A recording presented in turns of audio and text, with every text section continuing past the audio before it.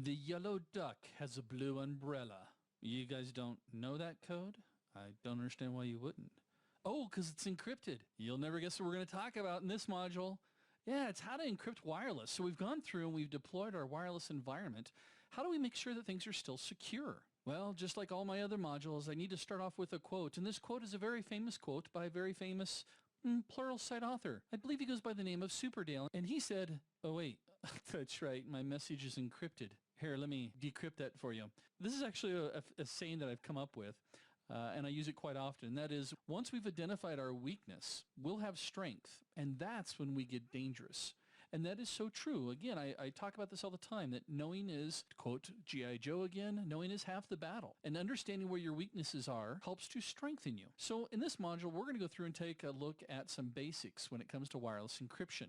If you want to get deeper, I recommend some other Pluralsight courses on cryptography that would help you out. But we'll start off by first taking a look at an encryption method that hopefully you're not using, but it was better than nothing. It was called WEP. Then we'll go through and take a look at what we refer to as WPA and WPA2 encryption. And since this course is about protecting wireless, we'll look at how we can break the encryption. And then if you know me, I don't like to leave you hanging. We'll actually go through and look at defending against the cracking of Wi-Fi networks. So break out your little anti-orphan decoder rings, because I'm going to start getting into encryption.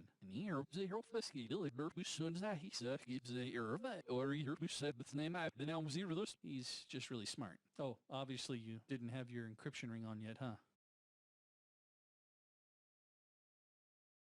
So let's talk about WEP encryption. Believe it or not, WEP encryption is still heavily used, but let's not even pretend here. WEP does stand for Wired Equivalent Privacy, but it's not. But initially that was its goal. And we'll talk about why they didn't achieve that goal when they implemented this or when this got ratified. But it was designed to also protect us from eavesdropping. No, I'm not talking about somebody looking over your shoulder, but digital eavesdropping. It was designed to help us make sure that our data was protected. It also was there to help us to make sure that we prevented anybody from getting on the network via Wi-Fi without being authorized to do so. And in order to prevent unauthorized access and eavesdropping, it uses a key.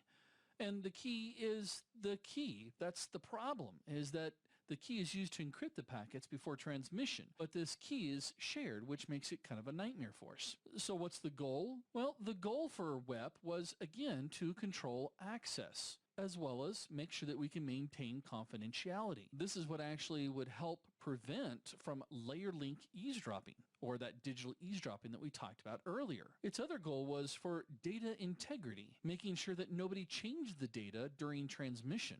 And it was supposed to bring us a level of efficiency. Anytime you start implementing encryption, you have a tendency of slowing down the process or the data being transmitted. So the goal here was to make it somewhat streamlined. Dale, so what happened? Well, this is what happened. First of all, when they came up with WEP, it was not reviewed by any academia or any type of public review for any type of input, nor were any cryptologists able to review this technology. Back in the day, we were so desperate to get some type of encryption that it was almost like somebody threw something together thinking that it was going to work. As I mentioned before, one of its biggest downfalls is the pre-shared key issue. Back in 1999 is when it got ratified, and the first version of WEP weren't really that strong. And one of the reasons why it wasn't that strong was because of the issue that we had with US restrictions on the export of various cryptography technologies. This actually led a bunch of manufacturers restricting their devices to only 64-bit encryption, but WEP only used a 40-bit key. When the restrictions were lifted, it was increased to 128-bit, but again, WEP ended up only using 104-bit key size. And even though they came out with 256-bit WEP encryption, which only uses 232-bit key size, 128-bit still remains one of the most common implementations today. And the other issue has to deal with the fact that WEP used RC4 algorithm for its encryption. The problem is that RC4 is designed for randomized keys to be encrypted, but WEP isn't random at all. You create one shared key and it's the same for everybody. The end result is that WEP can be cracked if enough traffic can be intercepted. So as the passphrase grows or somebody increases it, the time that it takes to crack it grows linearly. When it grows exponentially, it causes a key that's 41 bits in length to take twice as long as a 40-bit key. With WEP, you would need to increase the key size from 40 to 80 bits just to double what it takes to find the key. So technically, this means that a 104-bit WEP key provided no significant practical advantage over a 40-bit key. Now, I'm not here to say that WEP is totally garbage. I would much rather use WEP than nothing at all. But please, if you're using it anywhere, turn it off. Or if you're not going to turn it off, let me know the address of your access point. I think I'd like to come visit you. So let's start with WPA. WPA is kind of like WEP all grown up. Who put on his big boy pants? Well, that was what it's designed to do.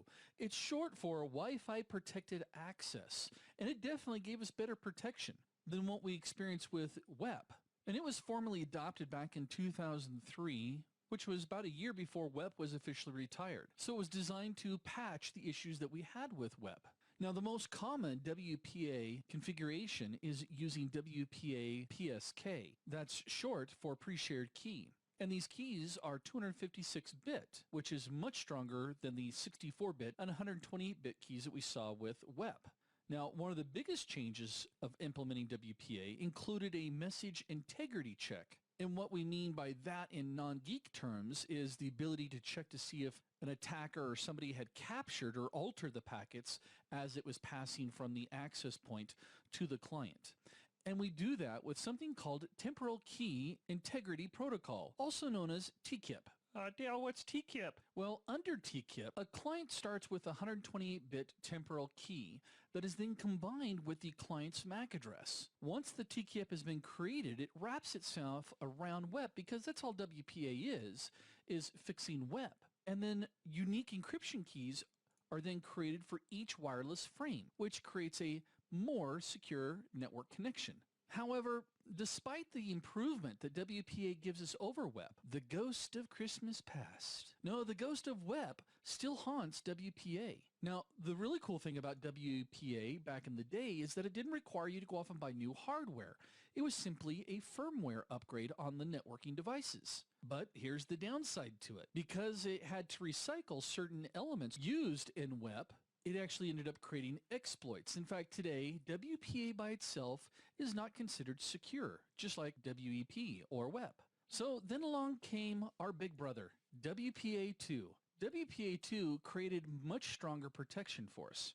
And one of the reasons for this was the mandatory use of AES algorithms and something called CCMP, or Counter Cipher Mode and Blockchain Message Authentication Code Protocol. Yeah, nothing in your immediate future on that one. It was just a new algorithm that replaced TKIP.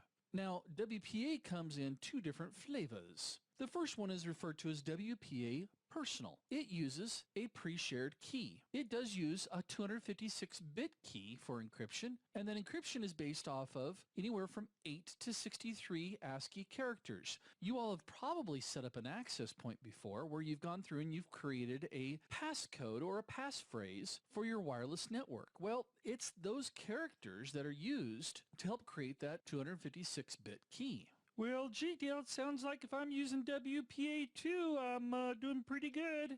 Yeah, guess again. Some of the same vulnerabilities that were the big hole in WPA armor exist with WPA2, and here it is. Any of you guys on your Wi-Fi routers, are you using WPS? Dale, that's too many acronyms. I can't keep track of all of them. WPS is that Wi-Fi protected setup. It's that little button. All you gotta do is hit this button, and you'll get your device to hook right up. Well, WPS is burnt into the firmware. It doesn't change or rotate, and it's a code. Now, I could still try to break into your WPA2 network by using brute force attacks, and they could take anywhere from several hours to a couple of days, maybe even a week. But if I go after your WPS, this vulnerability can be hacked by some software called Reaver, and I can crack that anywhere from 2 to 14 hours, depending on my system. So if you can, try to disable WPS. The other flavor of WPA2 is referred to as WPA2 Enterprise. Now, WPA2 Enterprise addresses the concerns regarding the distribution and managing of those static passphrases. And it's actually going to control access on a per account basis, by tying into some type of authentication service. Those are typically handled by either EAP or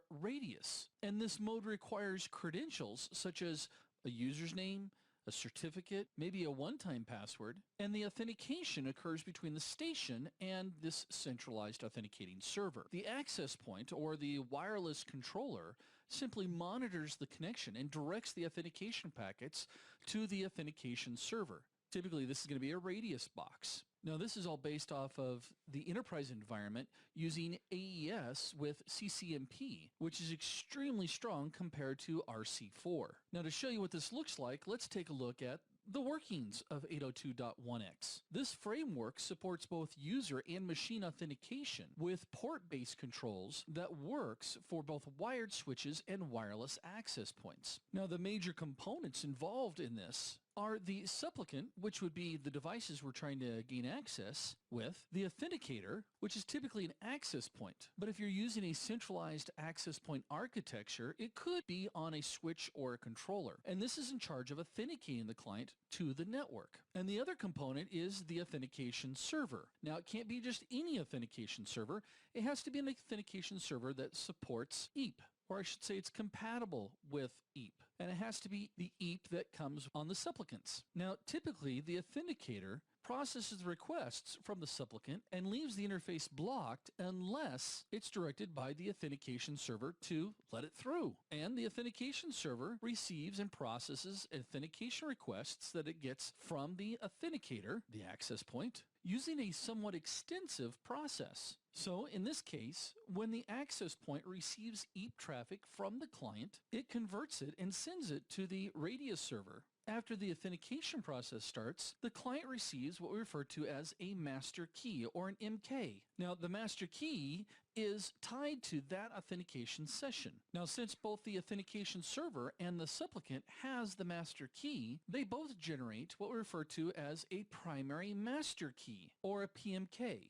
Now, the access point receives a PMK from the authentication server through some Radius attributes that you would assign. Once the client and the access point have the PMK, the client and the access point generate something known as a pairwise transit key. And the reason why they both generate it is because we don't want to exchange it across the Wi-Fi, which eliminates a man-in-the-middle attack. Now, because the process of a client authenticating to a Radius server can take hundreds of milliseconds, not seconds, milliseconds, but believe it or not, it's long enough that a device like a phone or a laptop, it's unacceptable. So most enterprise wireless products that have 802.11i features have things built into them like PMK caching as well as pre-authentication. So you can see that there's a lot of keys involved with this interaction. So much so that you may have to involve Vince Corthrow, Keymaster of Gozer. Anybody? Anybody?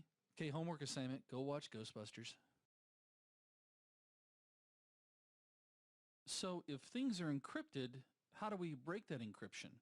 Well, that's going to depend again on the type of encryption that you're using. When it comes to WEP, one of the biggest issues that we have is the feeble initialization vectors that are out there, or IVs. And there's got to be a hospital joke there somewhere, right? IVs? No? Okay. So let's talk about some of the weak initialization vectors that WEP has. First, the fact that it uses RC4. Now, RC4 itself isn't weak. It's how WEP uses RC4. And how it utilizes it is it uses a key scheduling algorithm, or a KSA, to create the initialization vector. And that is actually added to the base key. And unfortunately, the first few bits are clear text. So yeah, it becomes very easy to predict what the initialization vectors are going to be. Therefore, if I intercept enough traffic with WEP, I'll be able to figure out what your key is. The other issue is that the initialization vectors aren't explicit, so they're reused over and over and over on your devices. So if you get one key, you have everything. Kind of like one ring to rule them all. Another weakness in the IV is that the IV itself is appended to the beginning of the security key, which makes it vulnerable to what we refer to as FMS attacks. And the acronym stood for the last name of the three gentlemen that came up with the paper. I believe they worked for Cisco back in 2001. But it takes advantage of the weaknesses in the RC4 key scheduling algorithm to go through and reconstruct the messages to determine what the key is. And we do this with simple scripts. It's so simple. In fact, a lot of the tools that we use for hacking wireless networks like AirCrack and AirSnort actually have the ability to exploit this type of weakness. Another weakness in the initialization vector is the fact that there's really no way to detect that the message has been tampered with. Now, there might be some other methods such as checksum values that can look at the message integrity, but they have their own drawbacks as well. And probably one of the most critical weaknesses is the use of what we refer to as short initialization vectors. So basically within a few hours of traffic, in fact nowadays I can actually simulate the traffic to speed the time frame up, the same IV will repeat itself. And I can see those repeats using sniffing tools, capture the encrypted packets with the same key, and then again use a tool like AirCracken or WebCrack to decrypt the weak IV, which would then obviously give me the base key. And again, the base key is the base key for everyone. So knowing that these initialization vectors exist, it's very easy to crack WEP. There are several tools out there, but they all basically do the same thing. You'll first want to make sure that you start up the wireless interface in what we refer to as monitor mode on a specific access point channel. Once we do that, we need to then check to see if the access point allows for the injection of packets. If it does, I'm then going to use a tool such as Airplane to do a fake authentication with the access point. And I'll use a source MAC address that's already associated with the AP, and I'll get that through sniffing so that the AP accepts the packets. Now, any type of injection is actually going to fail at this point because even though the MAC address is associated, even though the MAC address that I've listed is associated, my MAC address has not associated with the AP. So I'll end up starting up a sniffing program and grab as many IVs as I possibly can. Well, at least enough to break the base key. So in order for me to get a hold of a bunch of IVs in a short period of time, I'm just going to turn on Airplane again into what we refer to as ARP request replay mode, which listens for ARP requests and then re-injects them back into the network. The access point usually rebroadcasts the packets, generating new IVs. Meanwhile, I'm collecting those, and then I take them and start cracking the IVs using Cane Enable, or again, the tool that you're seeing being used quite a bit here is Airplane, just whichever one you're more comfortable with. Now, because WPA is basically a grown-up version of WEP, it does make it a little bit tougher, but we can still brute force attack it if I'm able to capture enough packets. And if you're not familiar with a brute force attack, I highly recommend going back and watching the ethical hacking course on hacking the system. Same thing with doing an offline attack. In order to implement this, we have to be near the access point, only for a matter of seconds, in order for us to capture the WPA and the WPA2 authentication handshake. By capturing the right amount number of packets, we can then try to crack this offline. And if you remember from our course on offline attacks, that's the biggest advantage that an attacker has is time. I don't have to sit there and be on your network consistently. And if you want to get really tricky, we do something called a de-authentication attack. And this is where I go, dang, because what this does is I'll go through and find an active client and I'm going to force the client off or to disconnect from the access point.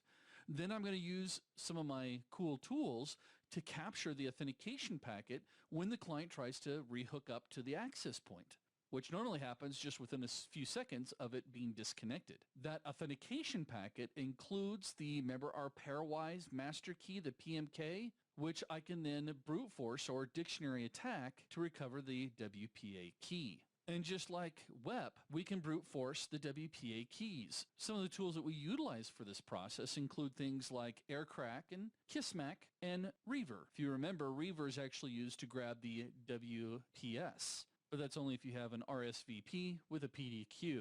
Okay? Yeah, I got you with acronyms, didn't I?